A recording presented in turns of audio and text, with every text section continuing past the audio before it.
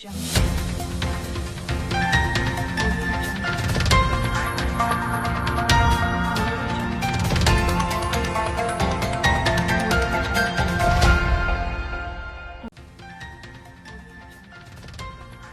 sama minnu bɛ donna tɛmɛ fanga kunkanko kan an ka jamana kɔnɔna na politiki tɔn dɔw farala ɲɔgɔn kan ni ka jagabasiremadali kɛ ka yira k'a fɔ olu tɛna jɛ ni a ye donna tɛmɛ fanga a ka mɔnɔbɔ waati kuntalajan kɔnɔna na a bɛna fɛsɛfɛsɛli dɔw sɔrɔ ni kunnafoni na.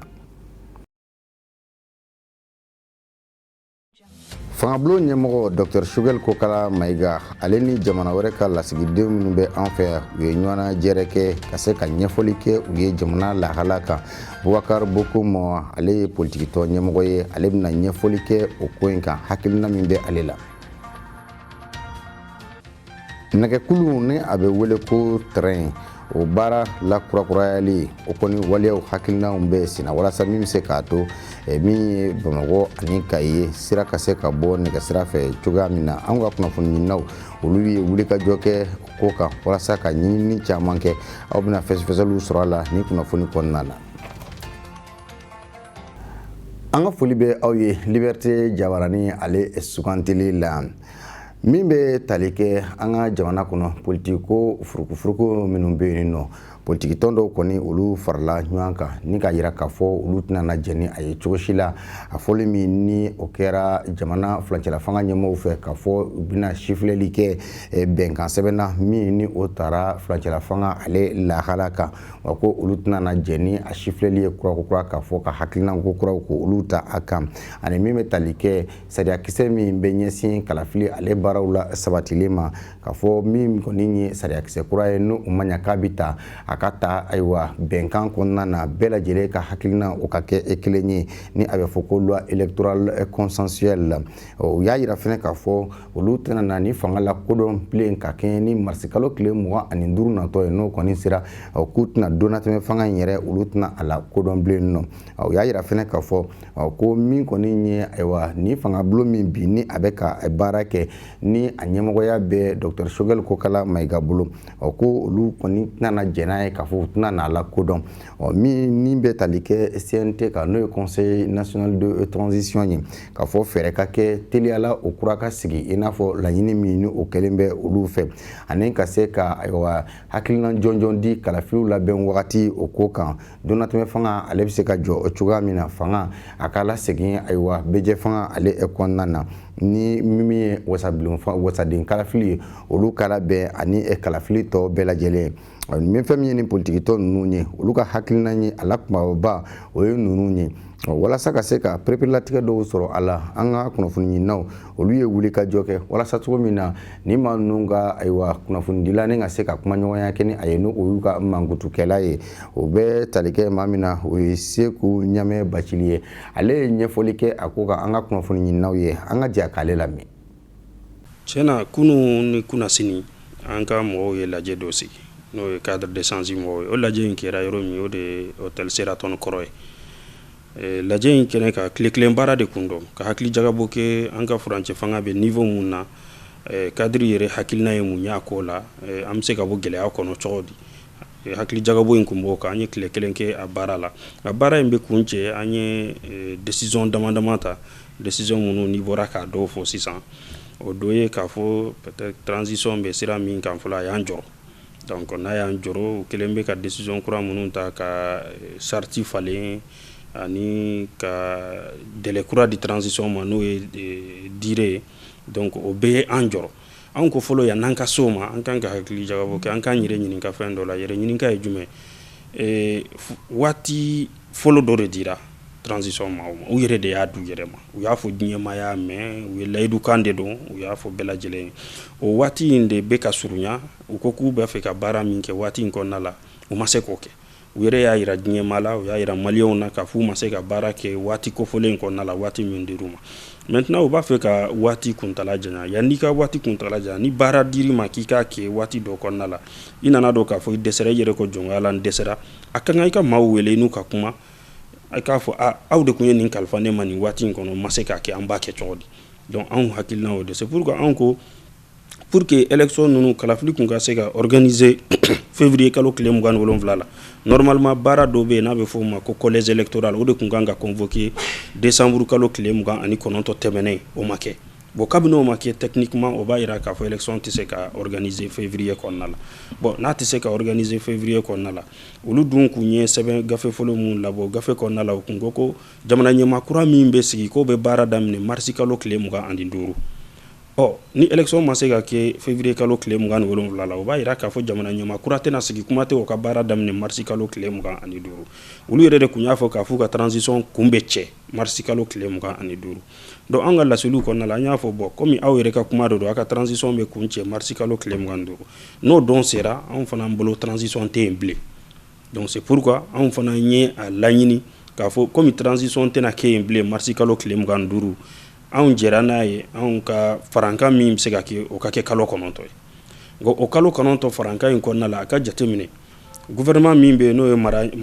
ɲɛmaa a n'a ka ministres k'ale ye k'olu falen k'u falen ka gouvernement kura sigi gouvernement kura min ni maliden bɛɛ b'a yɛrɛ y'a kɔnɔ sariya sunba min bɛ transition yɛrɛ taabolo ko fɔ n'o ye sarti ye ale kun ye kulu dɔ ta k'a fɔ ko ni CNT in bɛ dilan a ka dilan ni o kulu ye donc anw b'a fɛ CNT in segin ka k'a kan mun bɛ k'an jɔrɔ tugun encore une fois o ye gɛrɛntɛ min talen don ka dan ka population kan n'o ye CEDEAO ni UEMOA ka sanction n'o ye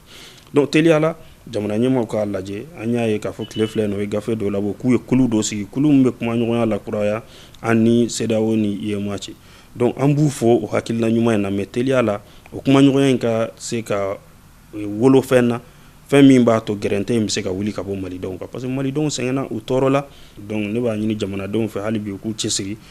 u k'u bolo di ɲɔgɔn ma an ka ɲɔgɔn minɛ an ka se k'an faso baara.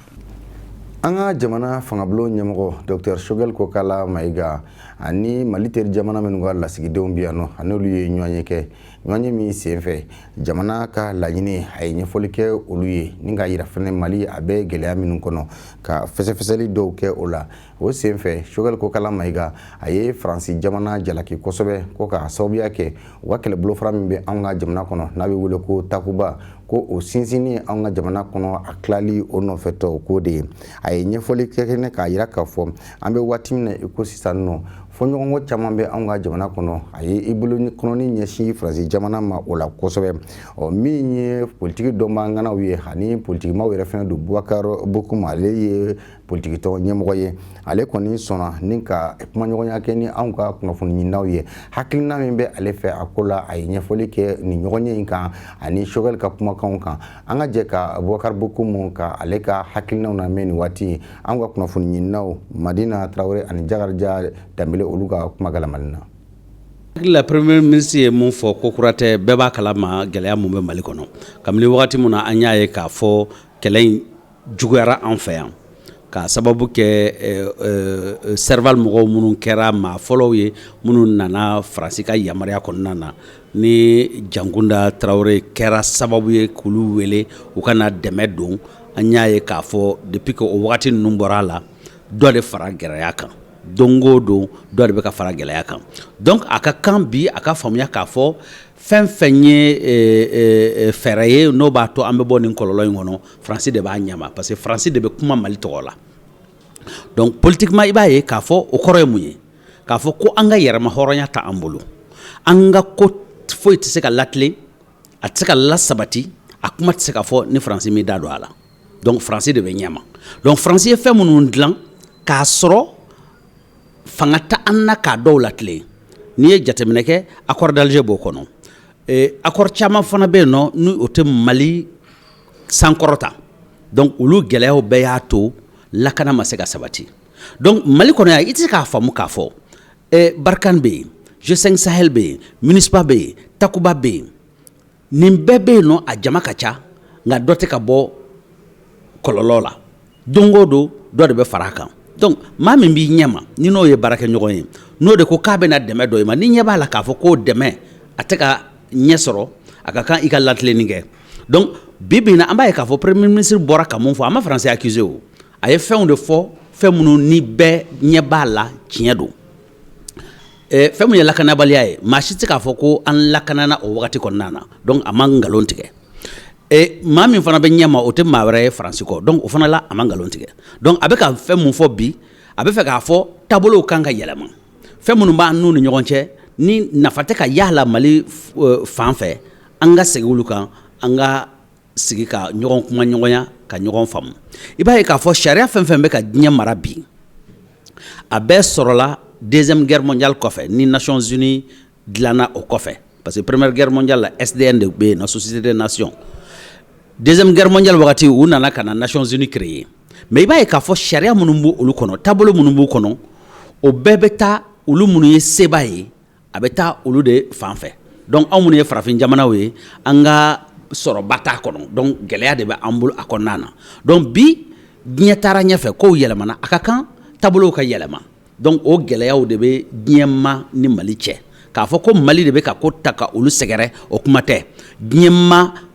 bɛ fɛn minnu ɲini bi o ye taabolow ka yɛlɛma bon n'o taabolo ma yɛlɛma a bɛ na ni gɛlɛya ye bon gɛlɛya minnu bɛ yen bi an ni ninnu cɛ o kɔrɔ ye k'a fɔ sariya bolo minnu bɛ ka baara kɛ olu sariya bolo ninnu anw yɛrɛ ka faamuya la olu man ɲi bilen u kan ka yɛlɛma donc o gɛlɛyaw o furugufurugu de bɛ an ni nazaraw cɛ bi donc bi premier ministre k'u bɛɛ wele k'u lasigi o b'a yira k'a fɔ Mali tɛ jamana datugulen ye Mali tɛ ka kɛlɛ ɲini ka se maaw ma Mali tɛ ka baga mɔgɔ ma mais Mali bɛ mun ɲini hakɛ minnu ni Mali bɛ k'o ɲini lakana min n'an bɛ k'o ɲini o siraw ka taama jɛlenya kan ani ɲɔgɔn faamuya kɔnɔna na ne hakili la bi premier ministre ninnu bɛ wele k'u fara ɲɔgɔn kan pour que gɛlɛya mun b'an kan ni CEDEAO ani UMOA ye gɛlɛya mun ta ka an sɛgɛrɛ u k'a ye k'a fɔ a taabolow man ɲi a tɛ dilanni kɛ a fanba ye tiɲɛni ye a caman fana bɛ yen nɔ u tɛ sariya kɔnɔna na donc k'u bɛɛ wele k'u kɛ seere ye u k'a dɔn k'a fɔ bin kɛlen don Mali kan. Nɛgɛkuluko nasira la ni an bɛ a fɔ ko terrain Kayi Bamako an bɛ don min na i ko bi o kɔni sigidalamaw olu bɛ ka kamana gan terrain ko la don o don ni ka taga a fɛ ka sɔrɔ layidu kɔni kun dira ka fɔ min ye ayiwa nɛgɛkulu ye ko an na kule Kayi ani Bamako ni ɲɔgɔn cɛ nka hali bi min ye Kayikaw ye olu ɲɛmɛlen bɛ sira la a nɛgɛkulu ko la ɲɛfɔli jumɛn de bɛ o ko la ka bɔ Bamako ka taa Kayi fo ka taa Diboli o la min bɛ se ka kɛ o daruyaw ye an ka kunnafoni ɲininaw olu wulila ni ka ɲinini kɛ a ko kan ayiwa u ye ɲininkali minnu tɛnku Ibrahima Kulubali la ni ale ye secrétaire général ye u ka baarakɛlaw ka lafasa tɔn kɔnɔna na ayiwa k'a dɔn k'a fɔ ni o tɔn yɛrɛ de bɛ UNTM na ale ye jaabi minnu di u ma a ko kan gɛlɛya minnu b'a la ani n'a sɔrɔ ni jigisigi kuma minnu bɛ a kɔnɔna na a ye ɲɛfɔli kɛ o kɔ kan ni waati na an ka jɛ an k'ale lamɛn. A bɛ san caman bɔ bi nɛgɛkuru min bɛ taa ni ka segin kɛ Bamako ani Diboli ni Kayi ni ɲɔgɔn cɛla la ale jɔlen don ka sababuya kɛ minɛnko ye o de hukumu kɔnɔna la an ka jamana ɲɛmaaw u ye miiriya bila sen kan hakilina min b'a to ni nɛgɛkuru in bɛ wuli ko kura ye ka taa ni ka segin kɛ jamanadenw ka lafiya kama walisa k'u ka kumakan bɛɛ lajɛlen waleya u ye bolonɔn bila kɛ sɛbɛn na kalo caman tɛmɛnen kɔfɛ mankan kun da la tuguni fo ka taa kɛ jamanadenw dɔw kun jigila misɛnya la nɛgɛkuru wulili la ko kura ye o de hukumu kɔnɔna la an wulila an sera ni baarayɔrɔ kofɔlen maaw ma kɛrɛnkɛrɛnnenya la u ka lafasali tɔnba min bɛ yen nɔ ale ɲɛmaaba Birahima Kulibali ale ye ɲɛfɔli k'an ye baaraw bɛ ka taga bolo min na layidu caman ta la terrainko in na a bɛ wuli nin don camanjala fanga ye layidu dɔw ta ka kɔn camanjala fanga ye o y'a sɔrɔ fanga tɛmɛnenw fana ye layidu ta donc layidu ta cɛya la terrain fangelu la fo ka don fɔ a don bɛɛ bɛ la dɔgɔkɔrɔ mais an b'a faamuya k'a fɔ terrain baara fɛngɛ a ko ma nɔgɔ c'est-à-dire an kan ka fɛn min éviter terrain kun man ka jɔ ni terrain jɔla a wulili baara fanga ka bon fo k'a dama tɛmɛ a ka ca Ala fɛ i bɛ taa don mun fɔ n'i ma jateminɛ kɛrɛnkɛrɛnlenw k'a la ka sigi ka kuma caman k'a la a don dɔw bɛ se ka kɛ fɛn ye a bɛ kɛ kuma lankolonw ye donc je pense que o layidu caman ma tɛmɛ donc mais an bɛ don min na an bɛ se k'a fɔ an bɛ taa sira min kan i ko sisan n'o o taa sira to la sen na a ka ca Ala fɛ don nataw terrain mankan bɛ se ka bɔ ka se fɛngɛ ma a tɛ i b'a dɔn layidu ninnu kɔnɔna na olu kun nana kɛ sababu ye ka fɛɛrɛ dɔw bila sen na mun bɛ se ka to terrain bɛ se ka boli Bamako ni Kayi cɛ i n'a fɔ i yɛrɛ bɔra k'a fɔ cogo min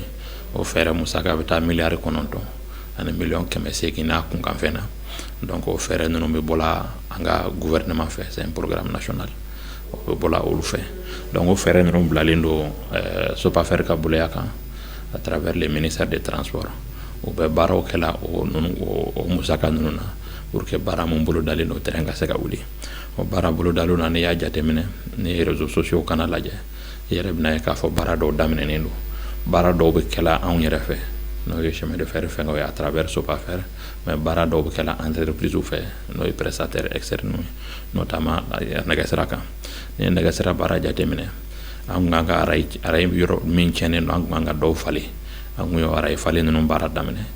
O arayiw falela ka bɔ Kita ka na Bamako. Arayi min bɔ o yɔrɔ la o arayiw falela. Arayi kolonw k'olu bɔ arayi ɲuman k'u bila o nɔ na parce que ni ko i bɛ terrain boli a bɛ boli arayi de kan boli nɛgɛsira kan. Donc normalement an kun kan ka tronçon filanan daminɛ n'o kun ye ka bɔ Kita ka taa Kayi, mais wagati min o baara bɛna daminɛ an ka terrain mun b'an ka doniw ta ka taa chantier la n'an b'a fɔ a ma drésine, o drésine nana tiɲɛ. Donc o drésine tiɲɛni nana o baara ɲɔngiri fo ka se wagati jan ma, mais an bɛ don min na i ko bi drésine fila in na drésine kelen dilanla, o drésine kelen bɛ chantier la o bɛ ka baara fɛngɛ kɛ. Donc également pont fitinin dɔw bɛ yen an kan ka olu fana baara parce que an ka nɛgɛsira pont ka ca kojugu. Pont min ma an ka nɛgɛsira kan a bɛ taa pont 1000 de kɔ la. Donc pont dɔw fana baara kan ka kɛ pont dɔw la. Donc o pont fana minɛn mun kan ka fɛngɛ k'o baaraw kɛ o minɛn bolo kuma da o minɛnw kan, mais ala barika la an y'o minɛnw fana sɔrɔ bolo dala o minɛnw kan o baaraw fana daminɛna. Kunu o tilala Jago yɛrɛ fanfɛla pont na, pont min kun bɛ Jago o tilal'o la. Ni ala ma baasi kɛ bi o kan ka minɛnw cɛ ka taa nɛgɛla yɔrɔ ninnu na, pont fitinin fila fana bɛ yen ka taa o baara da don. Donc o pont ninnu baara bɛ to sen na fo ka taa o baara laban. Donc pont belebelew mun bɛ yen o ye Togoto pont, Mayina pont ani Galugo pont, olu fana baara kun ɲɔngirilen don wagati la ka kɛɲɛ ni minɛn fana ye. O mago kun bɛ baarakɛ minɛn dɔw la, o baarakɛ minɛnw olu tɛ sɔrɔ marché la, o b'a commandé a bɛ dilan o pont ninnu tɔgɔ la. Donc le temps que o ka dilan ani le temps que k'a lase an ma, donc o kun ye baaraw ɲɔngiri sɔnni ka o minɛnw sɔrɔ. Mais alhamdulillah bi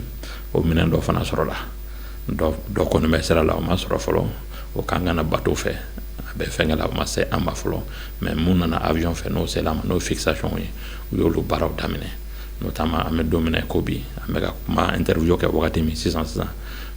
technicien bɛ Togoto, technicien bɛ Mayina o bɛ ka o baara kɛ. Sinon Galugo pont o baara banna pewu, an bɛ don min na ko bi baara bɛ se ka fɛngɛ o la. Mais fixation in o bɛ k'olu baara ani il faut dire fana baara fana ɲɔngirilen kun don samiya fɛ ka taa se fɛn ma parce que an kan ka baara dɔ kɛ pont dugumana na ni kun ye ji kun yɛlɛlen don. Bon ni ji yɛlɛla duguma baaraw ka gɛlɛn, donc o ye Togoto Mayina k'o baaraw fana fɛngɛ, o duguma baaraw fana bɛ sen na ka taa se fɛn ma, peinture b'o la, pile ninnu fana labɛnni b'o la ka taa se fɛngɛ ma. Donc fɛn min ye platelage ye o bɛ to o minɛ bateau fɛ n'o o nana wagati min o baara bɛ kɛ. Peut-être ce qu'il faut comprendre par platelage a tɛ i n'a fɔ ko n'o minɛn fana mana ko n'a fɔra ko an ka terrain wuli bɛ ko terrain tɛ se ka wuli a terrain bɛ se ka wuli, mais platelage nɛgɛ panparanba mun bɛ da pont kɛrɛfɛ pour que ka mobiliw yɛlɛli ni a jigili nɔgɔya pont kan o de ye platelage ye. Donc an y'a jateminɛ n'a ma ɲɛ k'an ye pont fana labɛn k'a ɲɛ k'a fɛngɛ kɛ peut-être nɛgɛ panparanba ninnu an k'u fana labɛn pour que ka lafiya dɔɔni di population riveraine ma taa ka segin ni fɛnw kɔnɔna na. Parce que n'i ye Mayina gare jateminɛ, Mayina gare bɛɛ i bɛ taa sɔrɔ mɔgɔw bɛ pont ninnu tɛ terrain dama mago dilan parce que terrain ka tɛmɛni kɔfɛ i b'a sɔrɔ population riveraine fana bɛ se ka lafiya da bɛ se ka d'u ma pour que o fana ka se ka fɛn ninnu fɛngɛ kɛ. Ɲɛmaa y'a yira k'a fɔ nin baara in na degun caman b'a kɔnɔna la ka d'a kan an ka dancɛw datugulen don, u ka baarakɛ minɛnw a ka gɛlɛn u k'u sɔrɔ a nɔngɔnni na. CEDEAO mɔgɔw ka ɲangili min n'a binna n kan janvier kalo tile 9 double sommet la Accra CEDEAO UEMOA an bɛ duwawu kɛ an yɛrɛ janfa min n'a sirilen bɛ jamana kama ala ka jamana bɔ a janfa kɔnɔna na. Tɔɔrɔ min n'o a lawulilen don kama ala ka Mali kisi a tɔɔrɔ ma, ala ka malidenw kisi a tɔɔrɔ ma. A ɲangili a ye gɛlɛya don an ka wariko la wa? Ayi, an bɛ se ka fɔ an bɛ don min na ko bi ni ɲangili ma gɛlɛya ta ka don an ka wariko la parce que ɲangili bɛna wagati min o y'a sɔrɔ an ka programme a wari bɛ an ka boloya kan ka taa se fɛngɛ ma. C'est-à-dire programme n'an y'a f'i ye ko miliyari 9 ni dɔɔni budget national de b'a wari fɛngɛ o y'a wari bila an ka boloya kan n'an bɛ baara min fɛngɛ la an b'o baara kɛ mais a bɛ se ka gɛlɛya don an ka fɛngɛ la wa an bɛ don min na ko bi a bɛ se ka gɛlɛya don taabolo bɛɛ la c'est-à-dire o tɛ chemin de fer dama ye fɛn fɛn bɛ yen n'o ye kɔkana fɛngɛ ye il faut voir Mali tɛ port tɛ Mali bolo an bɛ sanni fɛn fɛn kɛ a bɛna fɛngɛ la bon du coup bɛɛ ka jɛ k'i ka frontière datugu k'a fɔ ni sukaro malo ani balo de premier ministre n'olu tɛ fɛn wɛrɛ tɛ don bon anw ka minɛn ninnu dɔw tɛ tali kɛ o minɛn ninnu na peut-être a bɛ se k'an ka minɛn dɔw nali gɛlɛya ala an bɛ kuma min fɔ nka an bɛ wagati min na ko sisan an ka nɛgɛsira dilanli minɛn dɔw bɛ yen o bɛ Dakar port la peut-être ni gɛlɛya kun tɛ bi kun bɛ se ka olu sɔrɔ yen n'a fɔ an bɔra k'a f'i ye cogo min fil min n'a tɔ kun t'o la peut-être que ni gɛlɛya kun tɛ o fil sisan kun bɛ se ka sɔrɔ o fɛngɛ kɛ la mais est-ce que an kan ka segin k'an bolo da an sen kan wa k'a fɔ ko gɛlɛya fɛngɛ la an de fɛngɛ kɛ wa ni gɛlɛya nana fɛɛrɛ kuraw de bɛ se ka tigɛ mun bɛ se ka gɛlɛya in contourner ka se ka an ka baara kɛta kɛ a tɛ kɛ an nana sigi ni mɔgɔw y'a lawuli ka gɛlɛya sigi kan i kana sigi i yɛrɛ ka i to gɛlɛya minɛ kɔnɔna na sinon mɔgɔw bɛ se i la fɛɛrɛ bɛɛ bɛ ka tigɛ pour que gɛlɛya in kɔnɔna na